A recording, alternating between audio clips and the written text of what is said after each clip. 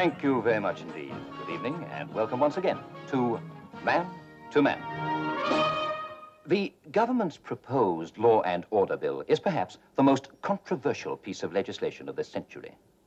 Its opponents have called it the death of democracy. Its proponents claim it is a return to sanity. Tonight, talking about it, man to man, we have opposing the bill, Mr. William Benton.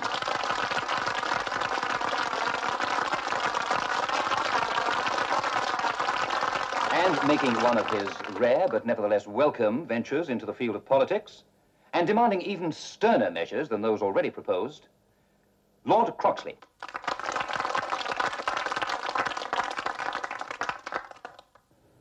And in the hot seat, we are very honored to welcome Her Majesty's Prime Minister, the Right Honourable Norman Russell.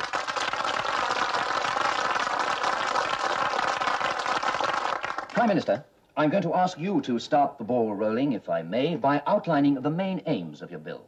I think nobody will deny that in the last 10 years, there's been an increasing temperature of violence, not between the great powers, but here, within our own national boundaries.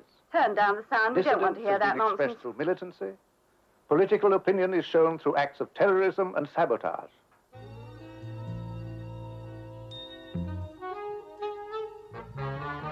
Well, is that how it's to start, by killing the Prime Minister? Yes. It will happen in front of 15 million viewers. There'll be such a wave of public outrage that when Croxley makes an impassioned demand for strong action, the people of this country will not only approve a new government, they'll demand it. By morning, what you found out won't be a secret any longer. You may not have to be killed. That's nice.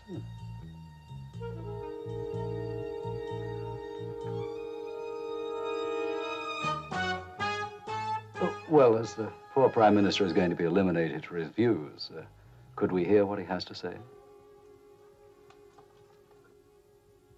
Changed at the ballot boxes. They're changed by the people in free and honest elections.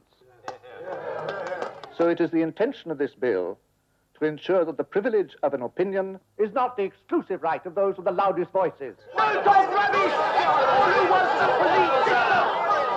That's the very thing we're trying to avoid. The police state! We want freedom! Freedom to think for ourselves! Gentlemen, please. It's beginning. Please, just a moment. You'll all have a chance to give your opinions and ask questions afterwards. Well, that seems to be one small triumph for law and order. Prime Minister? If we permit the violence to continue, we play right into the hands of those who would impose a police state.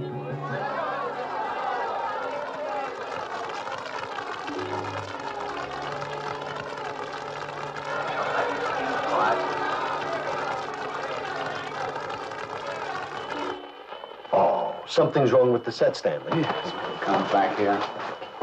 Fix it, William.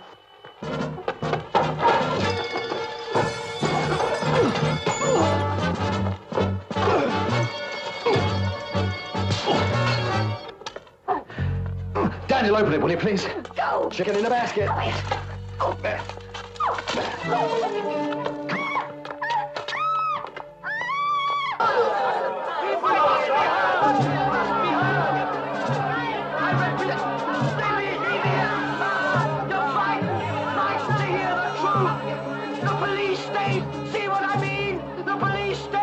That, perhaps, was a good example of the passions that this bill engenders.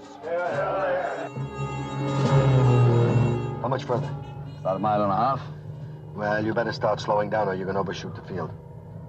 Hello, could I please have the police?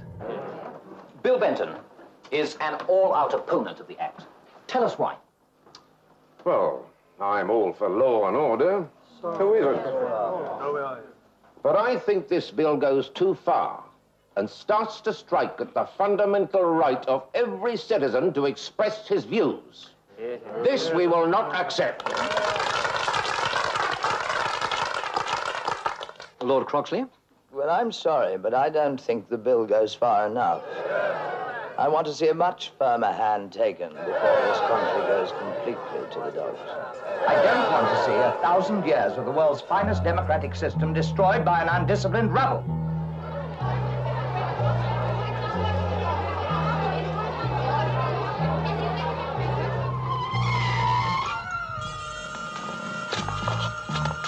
Here, you can't leave that car there, sir. He's followed the directive.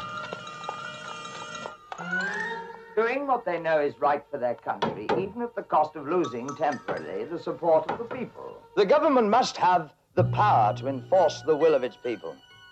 And I believe it is the will of the ordinary people of this country. That group that has been so aptly named the silent majority, that this power should be unlimited. Every man should have the right to choose for himself, the right to go to work and earn a decent living. End the anarchy. We must seek out and destroy those who would see us destroyed. We have lived too long in a society that permits, even condones violence, and we must once again establish the rule of law.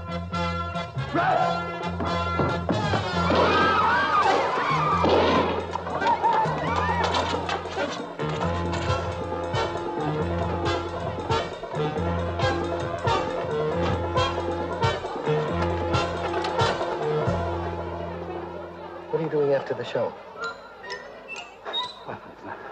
Sorry about that, sir. But it should make good headlines. British peer brings down Prime Minister.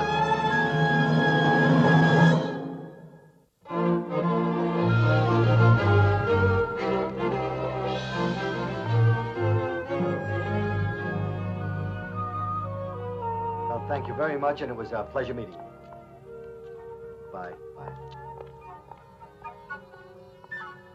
Well, Daniel, I must say I do think you could have been a little more diplomatic. Diplomatic? It's not everybody who gets to have tea with the Prime Minister, you know. Cucumber sandwiches on white bread. You gotta be kidding. Well, did you have to keep calling him Mr. President? Well, that was a slip of the tongue. Oh, I suppose a slip of the tongue when you brought up the War of Independence, hmm? Well, we won it, didn't we, wise guy?